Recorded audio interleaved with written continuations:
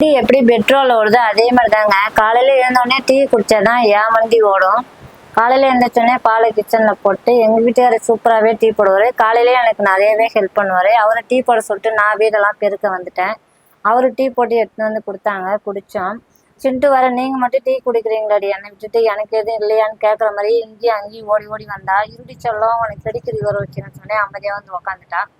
நைட்டே யோசிச்சு வச்சிருந்தேன். சரி நான் காலையில எழுந்தோடனே டிஃபனுக்கு வந்து தக்காளி சாம்பார் செய்யலான்ட்டு அதுக்கு தேவையான வெங்காயம் தக்காளிலாம் அரிஞ்சு ரெடி பண்ணிட்டு தக்காளி சாம்பார் ரெடி பண்ணோம்.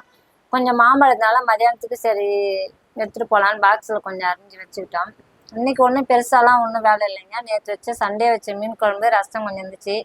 அதோட இன்னைக்கு சிம்பிளாக வேலையை முடிச்சுட்டு டிஃபனை மட்டும் ரெடி பண்ணிட்டு ஃப்ரெஷ்அப் ஆகிட்டு வந்து சாமியை கும்பிட்டு 3க்கு நின்னபடியே கடை கடைன்னு சாப்பிட்டா மணி வர ஆச்சு. அதுக்குள்ளே எங்கள் வீட்டுக்காரரும் சாப்பாடுலாம் எடுத்து வச்சுட்டாரு. இந்த வீடியோ உங்களுக்கு பிடிச்சிருந்தா லைக் பண்ணுங்க. I love you all. Take care. Bye.